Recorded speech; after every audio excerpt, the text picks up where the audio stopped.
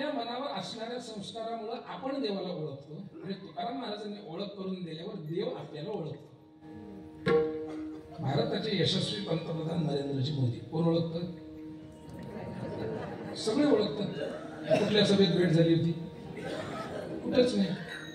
आपण व्यक्तीच्या कार्याविषयी सगळी माहिती घेऊन ती माहिती कानामधून आपल्या मनामध्ये जाते.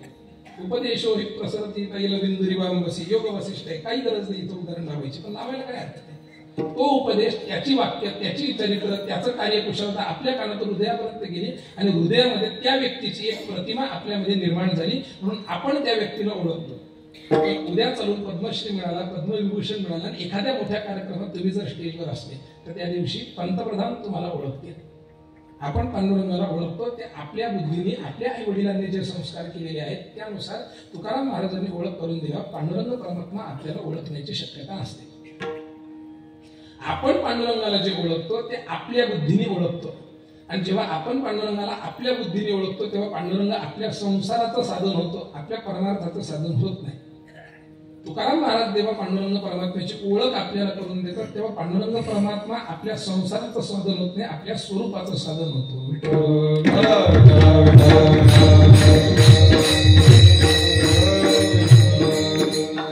ओळख होण्यामध्ये सुद्धा काही प्रकार असतात. तुम्ही त्यांना ओळखता, तुम्हाला ओळखतो मी, फारशी काही असे माझा परिचय नाहीये त्यांचा, तोंड ओळख आहे. तुम्ही त्यांना ओळखता का? हा म्हणजे चांगला आहे.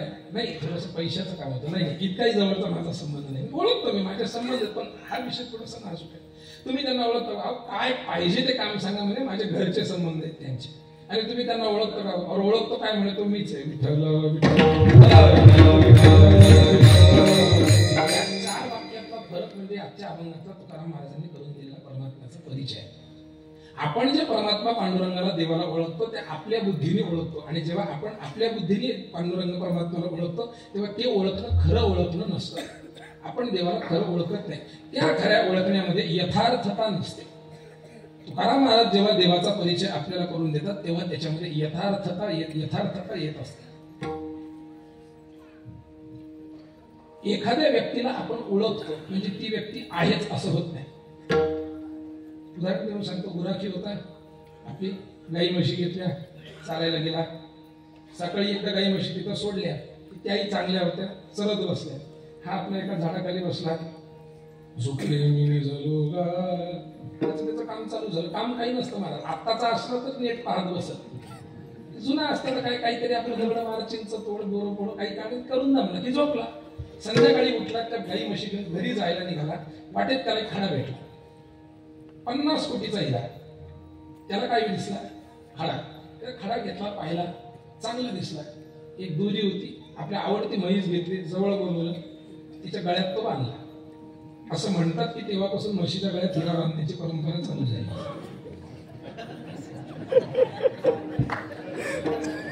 विनोद तुम्ही करू नका, मी 2-4 पायाच्या म्हशीबद्दल बोलतो.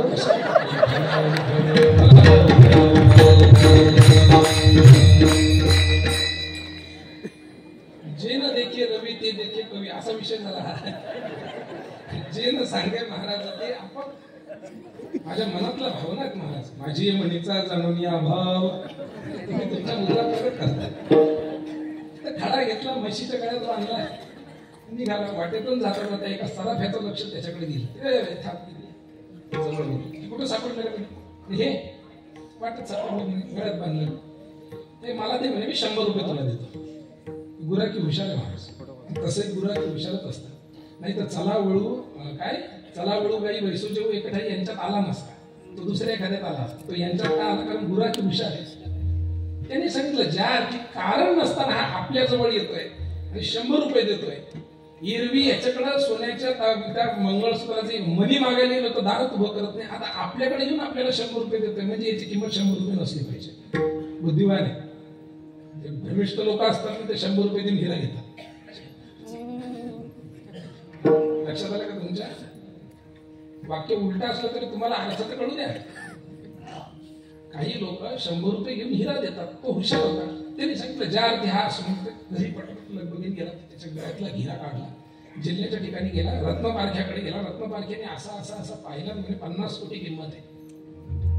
जोपर्यंत रत्नपारख्याकडे तो हिरा जात नव्हता तोपर्यंत त्या हिऱ्याचं यथार्थ ज्ञान त्याला होत नव्हतं। जोपर्यंत एखादा रत्नपारखी हिऱ्याची पारख करत नाही तोपर्यंत तो हिरा म्हशीच्या गळ्यात बांधण्यापलीकडे आपण काहीही करू शकत नाही। ज्या दिवशी रत्नपारखी सांगतो की नाही नाही हा हिरा आहे, त्या दिवशी त्याचं मोल आपल्याला कळतं।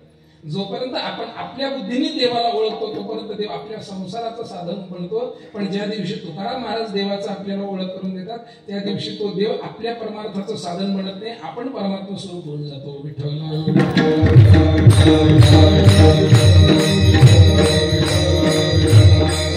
महाराजांच्या लक्षात आलं की सगळ्यांना परमात्म्याची यथार्थ ओळख नाहीये, त्याची यथार्थ ओळख झाल्याशिवाय परमार्थात इति कर्तव्यता मानल्या जात नाही। तुका वरी जन्मा परमात्म्याची प्राप्ती झाल्याशिवाय मनुष्य जन्माची इति कर्तव्यता नाहीये। परमात्मा स्वरूपाची प्राप्ती झाल्याशिवाय मनुष्याला सुखाची सुद्धा प्राप्ती नाहीये। मनुष्याला जर सुख पाहिजे असेल तर मनुष्याने देव आपलासा केला पाहिजे। आपुला तो